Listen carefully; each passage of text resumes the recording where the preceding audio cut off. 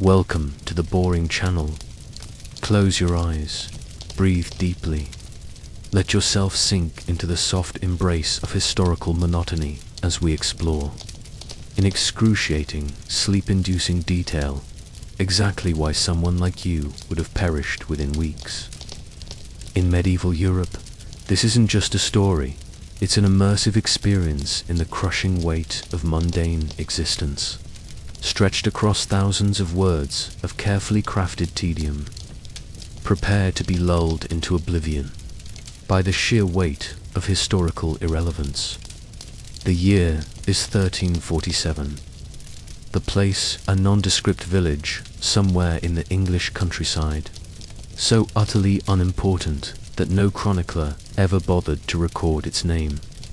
The air hangs heavy with the mingled sense of wood smoke, damp earth, and the unmistakable musk of unwashed humanity that has gone at least 3 generations without encountering anything resembling soap. You awaken not with a start, but with a slow, dawning realization of discomfort. The surface beneath you is hard, not the firm support of a modern mattress, but the uneven, lumpy resistance of a struffled sack laid directly on a dirt floor. As consciousness returns, so too does awareness of the countless tiny life forms sharing your bed. Fleas move with purpose through the coarse fabric of your shirt, while somewhere beneath you, a family of beetles goes about their daily business with more organization than the village's feudal lord. The cold is your next realization, though the calendar claims it's July. A persistent chill seeps through the wattle-and walls of the hovel you find yourself in. Your breath forms visible clouds in the air, and you note with detached interest that the man sleeping nearest the door has frost in his beard. This isn't unusual, you'll later learn. Medieval summers have more in common with modern winters than anything you'd recognize as a vacation season. As you struggle to your feet, a process that takes considerably longer than you're accustomed to, thanks to muscles stiffened by cold, and a sleeping position that would give a chiropractor nightmares, your bare foot encounters something wet and suspiciously warm. In the dim light filtering through the smoke hole in the roof, you make out the shape of a chicken regarding you with what can only be described as medieval disdain. This, you will come to understand, is completely normal. Livestock and humans share living spaces with an intimacy that would shock even the most devoted. Pet owners of the 21st century. Breakfast is an exercise in disappointment. The village's idea of a morning meal consists of a wooden bowl containing a substance that occupies the unsettling culinary space between porridge and mortar. It's grey, it's cold, it has lumps whose origin you choose not to contemplate. The bread accompanying it could double as a roofing tile, and in leaner months probably has. As you struggle to choke down this feast, you notice the children around you eating with a gusto that suggests this is actually one of the better meals they've had in weeks. Attempts at conversation prove futile.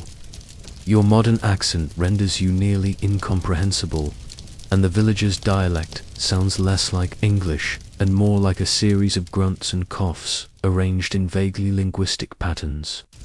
When you tentatively ask about hygiene facilities, you're met with blank stares. The concept of privacy is as foreign here as the idea of regular bathing.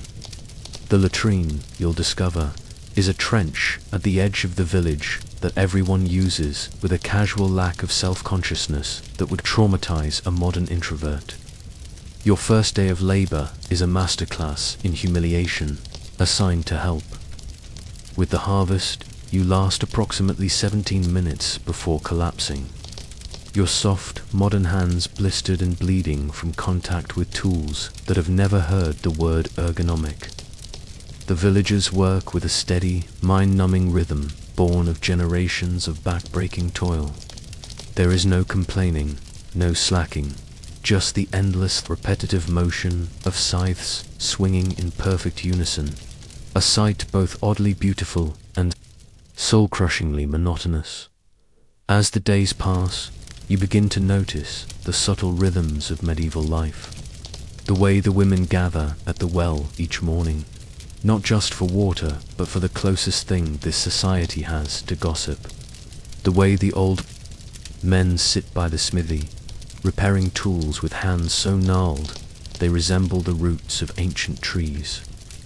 The way every conversation eventually circles back to three topics: the weather, the harvest, and which family's pig is the fattest. Nightfall brings no respite. The evening meal is a slightly warmer version of breakfast, now with the exciting addition of whatever small game the village boys manage to catch. Tonight it's rabbit, or possibly large rat. In the flickering firelight, it's hard to tell.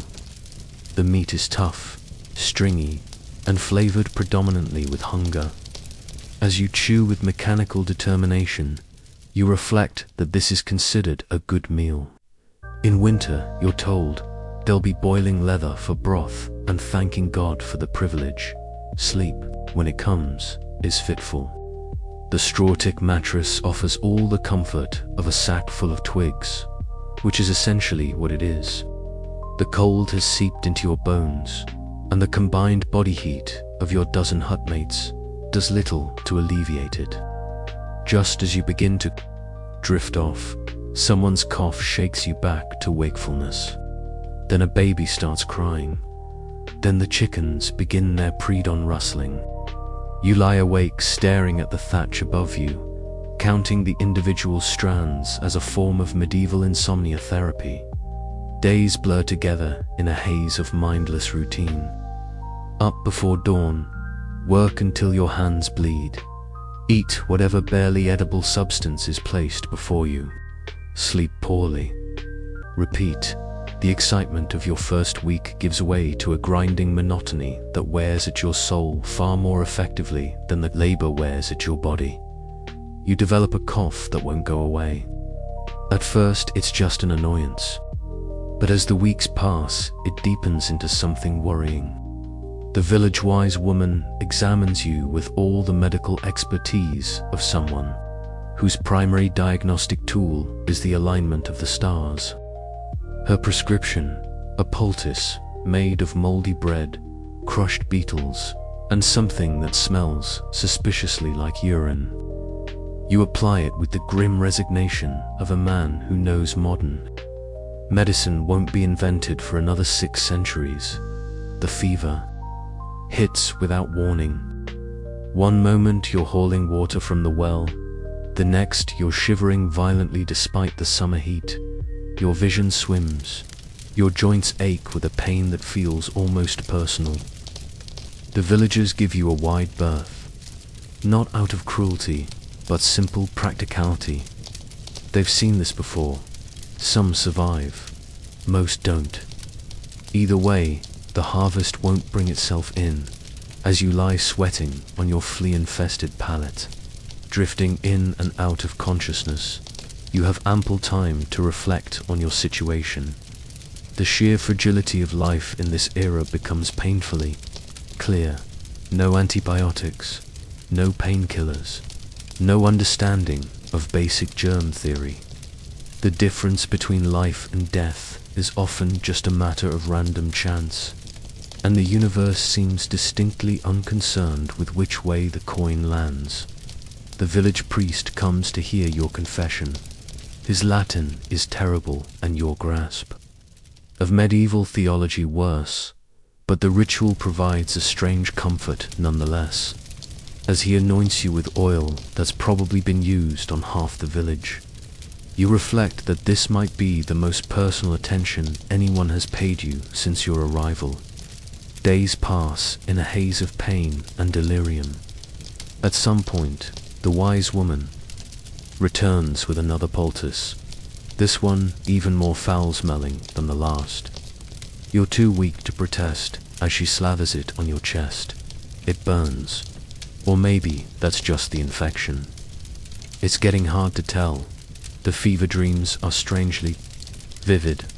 You see cities of glass and steel, machines that move without horses, people staring at small rectangles of light in their hands. The visions are so absurd you can't help but laugh, which turns into a coughing fit that leaves you weaker than before. When death finally comes, it's not with drama or fanfare, but with the quiet inevitability of a candle guttering out. Your last sensation is the rough wool of your blanket against your cheek. Your last sound, the distant caw of a crow. Your last thought, a vague wonder at how quickly a life can fade to nothing. Asterisk, and then silence. Asterisk, the villagers bury you in the churchyard, in a grave shallow enough that the next good rain will wash away all traces. No stone marks your resting place. No songs are sung in your memory. Within a year, even those who dug your grave will struggle to recall your name. Life goes on. The harvest is brought in. Winter comes and goes. Spring arrives with its usual muddy indifference. The world continues turning, utterly unaffected by your brief, insignificant existence. Sleep now, modern dreamer. The past was never meant for you. Asterisk, if this soothing tale of historical inadequacy helped you drift away, don't forget to like and subscribe. Leave a comment telling us at which point you fell asleep. Was it the description of medieval gruel, the flea-infested bedding, the crushing weight of your own mortality? Good night. May your dreams be less dismal than the 14th century.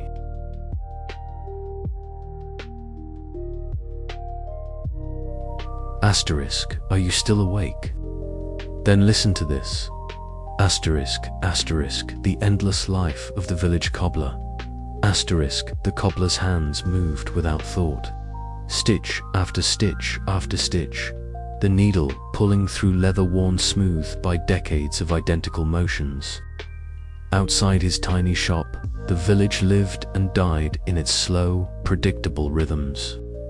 But inside, time had stopped entirely. He could not remember when he had first sat at this bench. His father had been the cobbler before him, and his grandfather before that. The shop smelled exactly as it had in his childhood, a comforting mixture of beeswax, leather oil, and the faint metallic tang of the tools that never changed. Each morning began the same way. He would wake precisely at dawn, though no clock existed in the village to confirm this. Eat the same barley porridge his wife had prepared every morning for 32 years, and walk the same 17 steps to his workshop.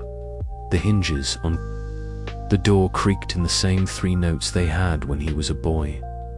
Customers came and went with seasonal regularity. In spring, farmers needed repairs to their work boots before planting.